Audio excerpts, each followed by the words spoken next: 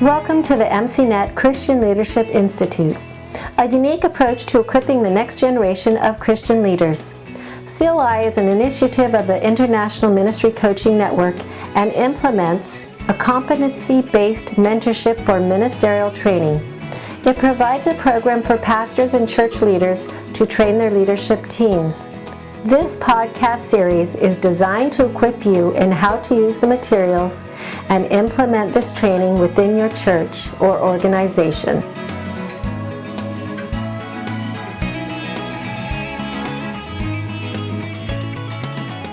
Well, welcome back, everyone. And Doug. Yeah, I'm here. We're talking about different competencies within our program in the Christian Leadership Institute program that we have here. It's a mentorship-based competency program, which is kind of unique when it comes to training. And what we're looking at this time is leadership philosophy. And in this first section, there's 8 competencies, and all 8 of them are under this module, which we call personal life. Next time we're going to look at relational life, but this time we're looking at your personal life. And so what is your basic philosophy of leadership? Think about that. What would you answer if I said, what's your philosophy of leadership? Well, this is really what integrates who we really are, isn't it? It is. We started hinting at that when we were talking about calling, how even in the calling, these other things are beginning to integrate. This just takes it into another level of integration. Exactly. Into the how and why we do things. And we really want to put together like godly character. We've looked at core values, personalities, gifts, your overall calling, your role. But all of this is displayed and should be displayed within the Jesus' model of ministry, which is a servant leadership model. That's right. He was at the peak, he was the Messiah, and yet he bent down and he washed the disciples' feet. And so that, I don't think you can get much clearer philosophy of ministry than Philippians 2. He didn't take the nature of God upon himself, but he took on the very nature of a servant. He laid aside that, and I think if Jesus can do that, that really is a good model for us in our ministry.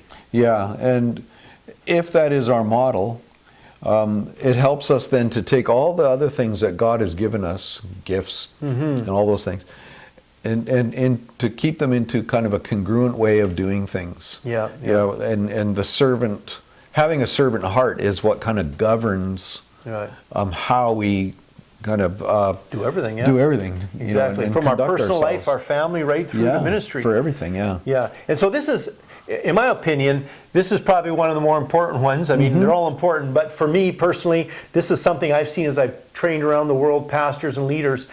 We so often taken the models of leadership from the world and culture around us, put them in the church, dusted them off, give them a nice name, pastor, teacher, they sound very spiritual, bishop, maybe deacon. But really, it's just like the same old, top-down hierarchical style that we see in the world around us. And we've seen that in the church, and unfortunately we still do. And this takes a real life transformation. This takes a real revelation to see this and make it clear. And once it is, it changes everything you do in your ministry and how you do ministry. And it's so important, I think, because it becomes part of our identity. And then we have to start thinking through, what are those areas that contradict? What activities, how do I do ministry that contradicts this servant leadership model? I think that's important to consider in this competency. That's right. As you say, this is maybe one of the premier competencies that we look at. Because it's going to affect everything from now on that we talk about. Everything we do is going to be kind of in the context of being a servant. If you only have money for one, I would get this. This one. I would get this one. This is it. And then we're going to find out, even in this competency, that you have to have different wine skins for this new wine. You can't just do ministry as you've normally done it if you really believe in leadership, because in a servant leadership model, because it's going to affect everything. As Jesus said, you don't put new wine in old wineskins because it's just going to break them. And this is new wine, this model that Jesus is giving. Even the disciples, they never got it. It was like even at the end, they're arguing about who's the greatest. Who's the greatest? And it's good we as pastors and leaders never do that. We never concern about whose church is bigger, or we're way beyond all that, right? Okay, Yeah. maybe not. Well, okay.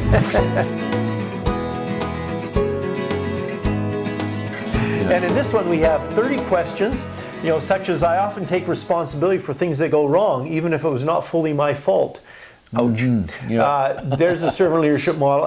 So we have 30 questions that, I am comfortable to helping others on my team improve their gifts and callings. When people or once I have a vision from God, I'm relentless in fulfilling that vision. It almost sounds like a positive, but you might be surprised how it comes out in the end. Yeah. I find myself getting frustrated as I see others' ministries growing faster than mine. So these are kind of questions that we start digging around a little bit, start meddling, you might say, in what is our philosophy of ministry. Yeah. And our hope is to really get you thinking in those terms. Right. And because this is an area of life you never stop growing in. Yeah, right? like Yeah. the old man raises his ugly head every morning. Absolutely, yeah. For sure. So Yeah. on the other side of the break, we're going to come back and look at some of the readings and some of the learning activities that we provide for this competency.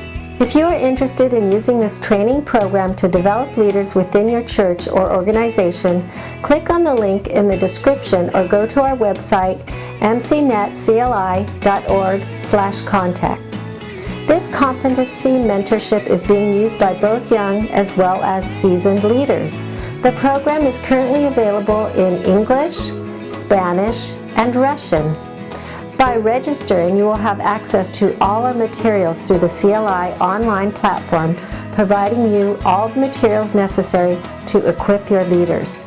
Upon completion of the program, each candidate will earn an International MCNet Leadership Certificate. If you would prefer to download the materials of individual competencies, go to icmcanada.org/MCNetCLI. Well, welcome back. We've been looking at what's our core leadership philosophy, which we've decided, Yeah. and as we've looked last time, is really servant leadership, Yeah. as we describe it here, which is really affects everything as we saw last time, right? Yeah, yeah.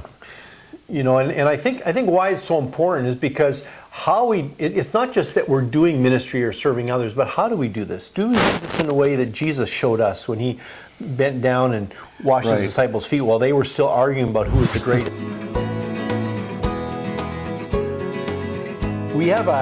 I've actually been doing a seminar on this and we've included in our ministry guide. It's kind of a seminar we do on mentoring, but it really begins with a foundation of servant leadership, because you're not going to mentor, and this whole program is based on mentoring, but you're not going to mentor someone if you don't have a servant leadership model. Because why would I want to invest in someone else and see them go beyond it's all about me?